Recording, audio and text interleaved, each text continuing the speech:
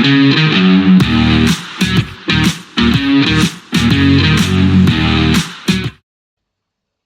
welcome back to the Supercoach Nuff channel. In this video, we're going to review NRL Fantasy after round 22 of the 2025 season.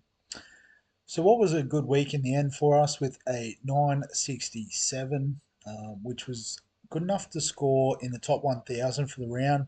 So ranked 644 for the round. And it's seen us move up all the way into 3,800 overall. So definitely giving us a bit of a buffer with that goal of the top 5k looking all right at the moment. But if we have a look at the team, we had Aaron Clark on field for a 58. Payne Haas was a late out, so we would have copped Connor Watson's score in there with the 62. Terrell May with a 49 in those wet conditions was fair. And Isaiah Yeo with a 34, but I believe he has a bit of a shoulder issue that we need to think about. Hudson Young with a 44 was okay. Angus Crichton was good though with 58. We captained Cleary, who scored a 61, which wasn't the highest score, but we'll definitely take that from our captain.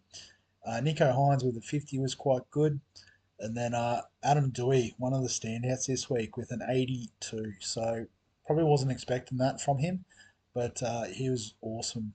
From what I heard, I actually missed the first half of the game. And with a scoreline of 20-4, I'm kind of glad I did. Herbie Farnworth, got off to an absolute flyer, but then done his hamstring. So, yeah, it might be a bit of a situation where we might have to use our final trade this week. James Tedesco with 36 was okay, and then Jaden Campbell with a 103. So I think between these two was the reason why we got this nice rank. Jacob Kiraz in the wet with a 40 was okay. And then our bench was Preston with the 65, which was fantastic. Donahue with the 66 just continues to rack them up for us.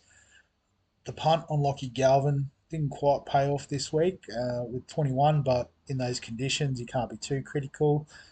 And then we had Tommy Turbo ahead of Nwangani Tuase and Curran, which in the end wasn't the right call either. So 32, albeit we only missed out on as many as 4 points from Curran, who got a try, which was pretty cool in his 100th game. So if we have a look at the leagues, we should be into the finals if I'm correct. But this week got the dub over Shano's Guns in the first league with a 926. So he had Connor Watson as well, Terrell May, Aaron Clark, 58 for Fanua Blake, 57 for Eli Katoa, 48 for Nafahu White. So similar, same halves. But I'm guessing, yeah, maybe Adam Dewey versus Ruben Garrick was the big difference there, with just a 17 and a 29 for Zach Lomax. So the centers probably the difference makers for myself. With Tarpany scoring right on the bench, Fermor and Nwangani Tuase also counting, and then a couple of low scores from the cheapies. Elsewhere in the league, if we have a look, so we've got the qualifying finals there. No thousands, but I think I've just nabbed the top score in the league, so I'll take that. But Panic at Tedesco with a 961 got pretty close, and also NRL Goats Hunted with a 953. So a high scoring matchup here. See if there was anyone else that I missed. So played Campbell in the halves. Captain Campbell, that's nice. Well done to you, Dom, for that great pick. But I don't think anyone that we hadn't previously talked about there. So well done to both guys for a good score this week. And in the second league, got a good win over Fatality, Phil's team. So I know Phil was going pretty good overall too. So I don't know if that hurt the 898. But just looking through, Joey Tarpany with 65 was nice.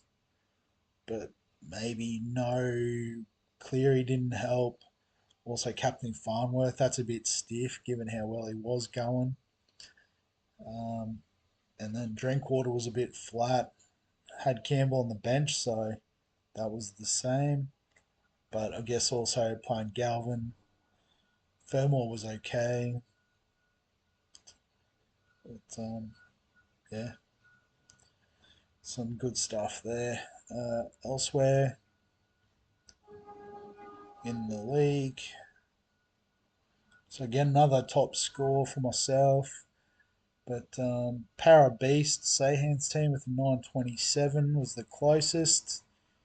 So he had Aaron Clark, same sort of forward pack as myself.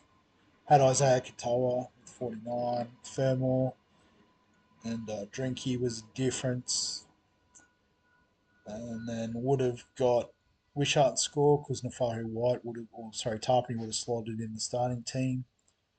So decent enough score in there. So yeah, if we have a look at the finals, we'll go back to the fixtures. So it doesn't really help, does it have? So Corn on the Cobo finishing top with 28 points with a 14 and 2 record. Well done, Jackson. So I guess we can use that as a bit of a guide in the Supremas. So yeah, so I guess the two qualifying finals between Corn on the Cobo and Westy, Wes's team.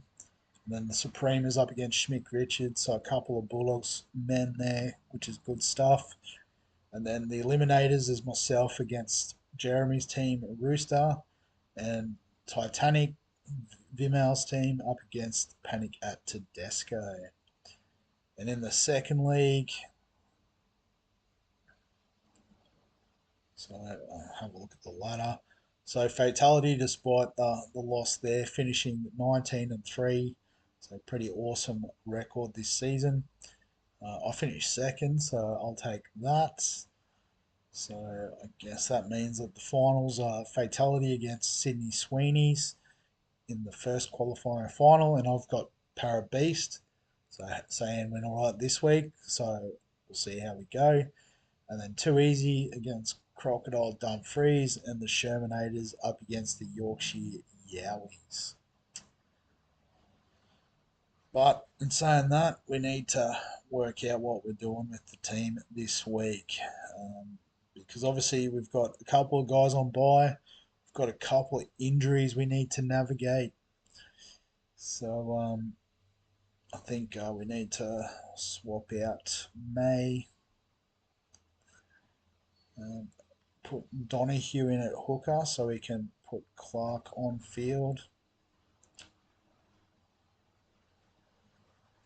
And then Dewey and Nwangani Tuaso can come in. So yeah, so looking at the team with those trades, we're pretty covered at the back, so that's all good. We do have Fletcher Hunt if need be. So I'm thinking even though we're going to probably trade Herbie out, it's probably going to be for a forward. So with no Terrell May, no Isaiah Yo this week. Um, so having a look at the options. Um, so I guess the top scorer that we haven't got is Isaiah Katoa. So I guess we do technically have enough cover with Curran, Preston on the bench, you know, but we do also have halves cover with Galvin. Um, so we could just go Katoa and make the most of the cash we've got. But we could just look at a safer option like a Pat Carrigan. Um, Fogarty and Brayley have gone all right of late. So if we flip it on form, might show some different options. So Dylan Edwards, Tommy Dearden's gone good. Kai Pierce Paul's been killing it. Probably one that snuck under my radar a bit. Lindsay Smith. So how did he go on the weekend? 61. Timoko back to back monster scores from him. Stefano was good on the weekend with a 73. Cam McInnes, sort of that solid base option. Halasima, that'd be an interesting one, although he's not a middle, but has that sort of juicy upside that we're interested in. He is fairly highly owned too, 15% of teams, so that's interesting. But guess yeah, someone like a Tarpany is always interesting, 15% owned. Um, Geez, I didn't think he'd be this low on the list. I was looking for Fanua Blake. There he is. So also another one about 15% owned. Nafahu White at a similar sort of average.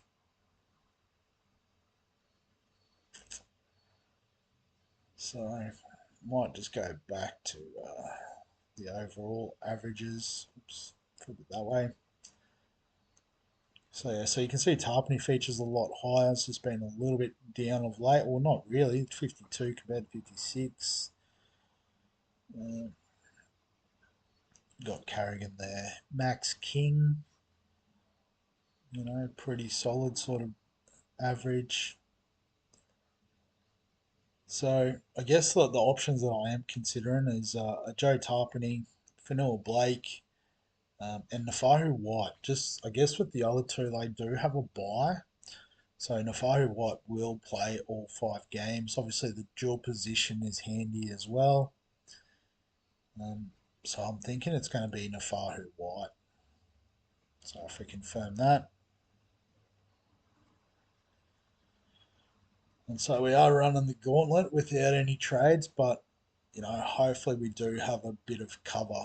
And in terms of those teams that do have a bye, if we quickly go to the NRL Footy Stats site, go to the bye planner. Oh, sorry, no, the bye round grid is what I wanted. So obviously the Tigers this week, we've got a couple. The Raiders next week, we've got Hudson Young, so I think that's why we can't afford to go Tarpany necessarily. The Sharks in round 25, so we've already got Nico Hines. So, a bit of an issue there if we double up. The Rabbitohs in round 26, I don't think we've got any, so that's fine. And then the Cowboys in round 27, again, is a non issue for us. So yes, I think Nafahu White is the right move there in that sense. I'll just put him up the top here since he's actually playing. Push Curran in where Isaiah Yeo is. And then obviously, I guess we've got Fletcher Hunt in case of emergency, but yeah, we should have that sort of 17 this week. And then captain, vice captain, I think it's hard to go past Cleary again against Newcastle. The Panthers are on a roll, kind of makes sense. There is an argument for Jaden Campbell against the Rabbitohs, given how much the Rabbitohs are struggling for troops at the moment. But we could also look at a bit more of a conservative option if Payne Haas backs up against the Storm. But you know what? Let's just do Campbell. Why not? And yeah, so it'll look something like that. I think the Bulldogs play pretty late in the round, so Saturday night, so that's fine having these guys on the bench. Yeah, we'll just leave it as that for now.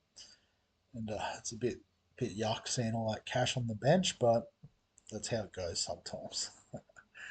So we might wrap the video up there, try to get it nice and quick. So as always, if you've got any questions, comments, thoughts, feel free to add them below this video. Give us a like if you enjoy the fantasy content. Subscribe for all the fantasy sports content on the channel.